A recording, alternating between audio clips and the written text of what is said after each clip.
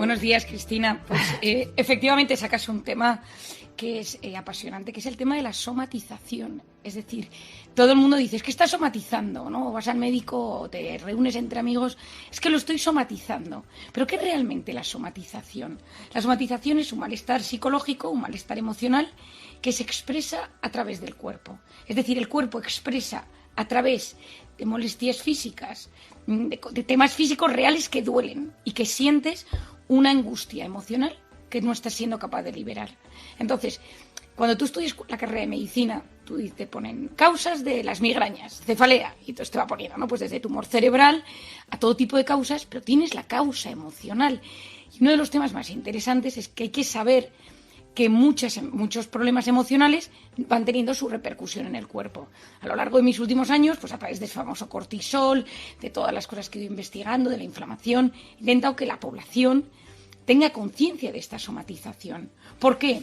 Porque cuando uno somatiza, uno empieza a ir de médico en médico. Es que tengo reflujo, de repente tengo vértigos, me duele la cabeza, se me hincha la tripa, se me inflaman las articulaciones, tengo unos mareos inespecíficos. Es decir, hay una serie de síntomas que suelen ser gastrointestinales, diarrea, estreñimiento, hinchazón, sexuales, bajada de la libido, sequedad vaginal, o cambios en la menstruación, respiratorios, me falta el aire, cardiológicos, pues las taquicardias esas tan angustiosas, neurológicos, pues la cefalea, los dolores musculares, los desvanecimientos, los vértigos, los tinnitus. Es decir, los síntomas los conocemos bien y cada especialista sabe o debería saber cuáles son los síntomas de somatización.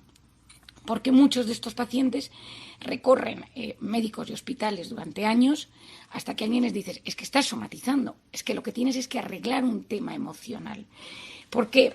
Porque yo siempre digo que quien se traga las emociones se ahoga, es decir, quien no es capaz de expresar sus emociones se ahoga. Y hace unos años la doctora Candice Pert, que es del Departamento de Salud Mental de Estados Unidos, descubrió una cosa súper interesante, Cristina.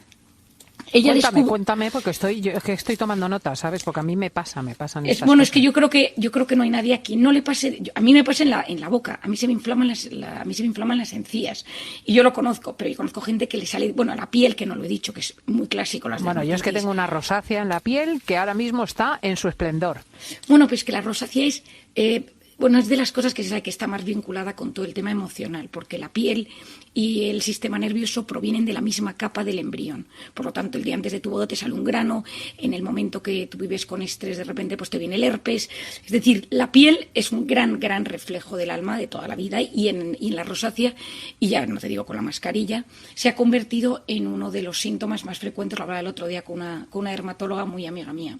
Entonces, claro, lo interesante es saber que cada emoción activa la producción de unos neuropéptidos. Es decir, cada emoción activa, te voy a explicar como si fuera para niños, cada emoción activa que las células que recorren la sangre se pongan contentas, tristes, enfadadas, frustradas. Es decir, nuestra emoción activa esas sustancias que ponen nuestra sangre, nuestro organismo, en triste, en contento, en enfadado, en furioso, en alegre, en eufórico. Y esas moléculas tienen un impacto brutal en cómo nos sentimos. Entonces, los neurotransmisores, dice la doctora Pert, que a mí me encanta, dice los neurotransmisores llevan mensajes emocionales. Entonces, si tú de repente, hay un estudio de la Universidad de Harvard de una persona que se está tomando un antibiótico, esa persona está triste y tú ves como las moléculas de la sangre no son iguales que si la persona se cree que el antibiótico le funciona. Es decir, hay un punto bioquímico real de cómo la emoción impacta en el cuerpo. Y así me meto en el mundo del cortisol, que los oyentes espero que estén hartos de oír hablar del cortisol. Sabemos que cada vez que tengo miedo, real o imaginario, estado de alerta, estado de incertidumbre, genero ese cortisol y esas emociones activadas por el miedo a la incertidumbre deterioran el sistema inmune. Por lo tanto, me reparo peor. Y si yo tengo algo de vulnerabilidad en alguna parte de mi cuerpo, en ese momento empieza a dañarse. Y eso es somatizar. ¿Por qué a mí me resulta tan importante? Porque hay mucha gente, yo lo veo en consulta, que le dices, tomas algo, y dicen, para las migrañas esto, para las articulaciones esto, para la piel esto, y dices, pero todo esto no será parte de un algo emocional que no estamos siendo capaces de captar.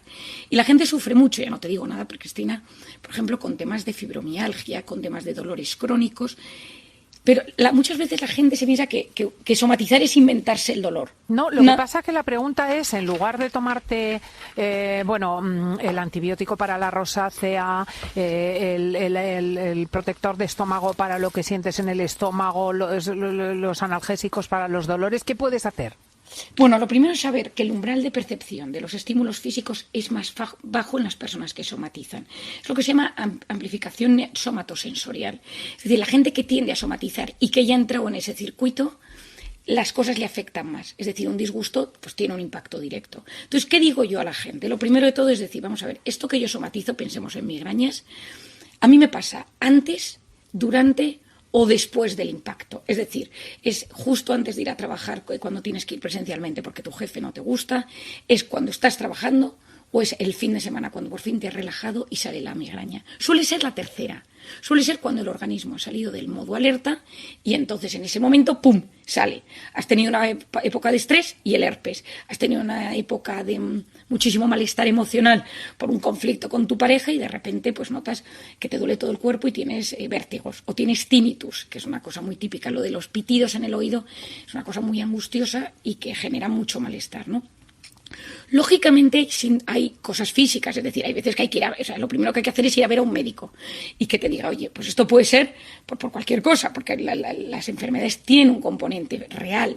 Sí, o sea que no podemos dejarnos despistar que a lo mejor realmente hay algo detrás. Pero si tú ya has verificado que tienes una irritación de colon desde hace mucho tiempo, que tienes esta rosácea desde hace mucho tiempo, que tienes estos dolores articulares desde hace mucho tiempo, que tienes cefaleas desde hace mucho tiempo y son inespecíficas, pues ahí tienes que pensar en otra cosa, ¿no? Ahí es cuando dices, me paro a pensar y digo, ¿desde cuándo tengo esto? ¿Qué lo pudo activar? Es decir, en un momento dado, ¿qué pudo hacer que mi sistema inmune se bloqueara y empezara a mandarme mensajes? Yo siempre digo, a la gente le explico que nuestro cuerpo es muy sabio. Y cuando ya no sabe cómo decirnos, esto te está afectando, esto te está afectando, esto te está afectando, te lanza señales a través del cuerpo. Entonces, cuando tu cuerpo constantemente pasas por 3 infecciones de orina en un mes, cuando de repente tu piel está todo el día cambiando, cuando se te cae el pelo, la alopecia, que no lo he dicho, porque cuando tú estás en fases de estrés, el folículo piloso, que es el que se encarga de regenerar el pelo, cuando tú tienes miedo no le interesa nada que tú tengas un pelo brillante y entonces en ese momento se frena la producción de las sustancias que te reparan el pelo y se te empieza a caer el pelo a mechones. Es decir, que cuando tu cuerpo te va avisando, lo primero es pararte a pensar, ¿no? Y decir, ¿desde cuándo me pasa esto? Puede ser que yo haya activado mi organismo en modo alerta o que haya algo de mi día a día que yo no esté siendo capaz de gestionar. Y cuando yo me enfrento a eso, un miedo, una incertidumbre, una persona, un pensamiento, un recuerdo, que de repente mi organismo me llame la atención. A ver, lo típico, Cristina, es que si tienes una cita romántica, pues tu aparato intestinal te juega una mala pasada unos minutos antes. Sí, y te da una cagalera.